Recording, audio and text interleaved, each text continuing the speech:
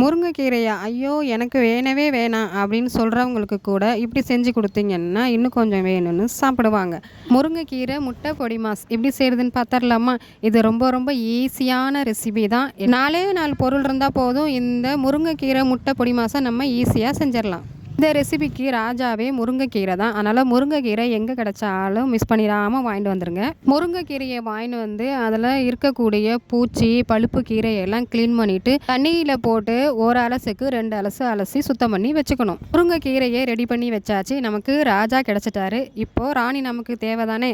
ராணினா வேறு யாரும் இல்லைங்க, சின்ன வெங்காயம் தான் சொல்கிறேன். சின்ன வெங்காயம் இருந்தால் டேஸ்ட்டாக இருக்கும். என்கிட்ட பெரிய வெங்காயம் தான் இருந்துச்சு. அதனால் நான் பெரிய வெங்காயத்தை சின்ன வெங்காயம் மாதிரி குட்டி குட்டியாக கட் பண்ணி வச்சுருக்கேன். காரத்துக்கு 2 பச்சை மிளகாயும், வாசனைக்கு 2 பல் பூண்டும் நான் தட்டி வச்சுருக்கேன். பூண்டு போட்டால் வாசனையாகவும் இருக்கும், டேஸ்ட்டாகவும் இருக்கும். அதனால் பூண்டையும் நீங்கள் எடுத்துக்கோங்க. இப்போது சமைக்க ஆரம்பிச்சிடலாமா?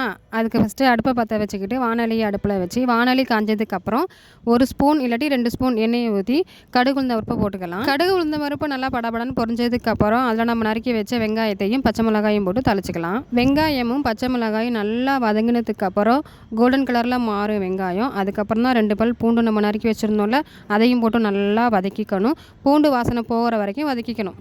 பூண்டு நல்லா வதங்கினதுக்கப்புறம் நம்ம முருங்கைக்கீரையை சேர்த்துக்கலாம். முருங்கைக்கீரையை கொஞ்சம் கொஞ்சமாக தான் சேர்த்துக்கணும். ஒரேடியாக சேர்த்தோம்னா முருங்கைக்கீரை ஒன்று வெந்தும் ஒன்று வேகாமையும் போயிடும். அதனால் முருங்கைக்கீரையை கைப்பிடி அளவு கொஞ்சம் கொஞ்சமாக சேர்த்துக்கணும். முருங்கைக்கீரையை சேர்த்ததுக்கப்புறம் கைவிடாமல் முருங்கைக்கீரையை கிளறி விட்டுக்கிட்டே இருக்கணும்.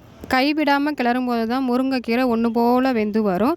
இப்படி முருங்கைக்கீரை ஒன்று போல் வெந்து சுருண்டு வரும்போது இந்த ரெசிபிக்கு தேவையான முக்கிய பொருளை இப்போ நம்ம சேர்க்க போகிறோம். இந்த ரெசிபிக்கு தேவையான முக்கிய பொருள் என்னென்னு உங்களுக்கே தெரிஞ்சிருக்கும். முட்டை தாங்க.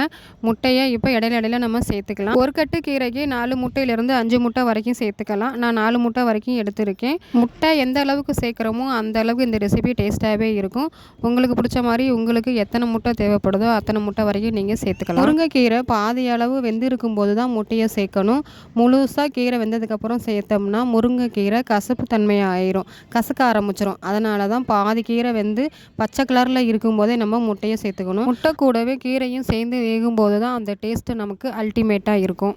வீடியோவில் பார்க்குற மாதிரியே கீரைக்கு நடுவில் முட்டையை நம்ம உடச்சி ஊற்றியிருக்கோம். இப்போ முட்டையை மட்டும்தான் பெரட்டி விடணும். இடையில கீரையும் சேர்த்து நம்ம பெரட்டி விட்டுக்கலாம்.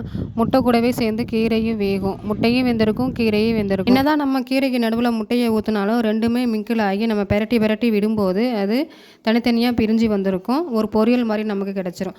இப்போ நமக்கு முருங்கைக்கீரை முட்டை பொடி மாஸ் ரெடியாக இருக்கும். இது சுட சுட சாதத்தில் அப்படியே போட்டு சாம்பார், ரசம் எதுவுமே வேண்டாம், கீரை மட்டுமே போட்டு நம்ம செஞ்சு சாப்பிட்லாம். செம்ம டேஸ்ட்டாக இருக்கும். என்னதான் நம்ம முருங்கைக்கீரையில் சத்து நிறையா இருக்குது, சாப்பிடுங்கன்னு சொன்னாலும் நிறைய பேர்த்துக்கு இந்த முருங்கைக்கீரை பிடிக்கிறதே இல்லை. இந்த மாதிரி செஞ்சு கொடுங்க, முருங்கைக்கீரை பிடிக்காதவங்களும் விரும்பி சாப்பிடுவாங்க. இந்த முருங்கைக்கீரையில் இரும்பு சத்து அதிகமாக இருக்கிறதுனால கர்ப்பிணி பெண்கள் அதிகமாக எடுத்துக்கணும். இரத்த சோகை உள்ளவங்களும் அதிகமாக எடுத்துக்கணும். என்னதான் நாம் ஆயிரக்கணக்கில் செலவு பண்ணி மருந்து மாத்திரை சாப்பிட்டாலும் அதிலெல்லாம் கிடைக்காத இரும்பு சத்து இந்த ஒரு கைப்பிடி முருங்கைக்கீரையில் கிடைக்கும். ஈஸியாக கிடைக்கிறதுனால இந்த முருங்கைக்கீரையை அலட்சியமாக நினைக்க வேண்டாம் அப்படின்னு சொல்லிட்டு இது வரைக்கும் பொறுமையாக வீடியோவை பார்த்துட்டு இருந்த உங்களுக்கு ஒரு மிகப்பெரிய நன்றின்னு சொல்லிட்டு, வீடியோ பிடிச்சிருந்துச்சுன்னா லைக் பண்ணுங்கள், சப்ஸ்கிரைப் பண்ணுங்கன்னு சொல்லிட்டு டாட்டா பாய் சொல்லிக்கிறது அனுமா தனுமா விளாக்ஸ்.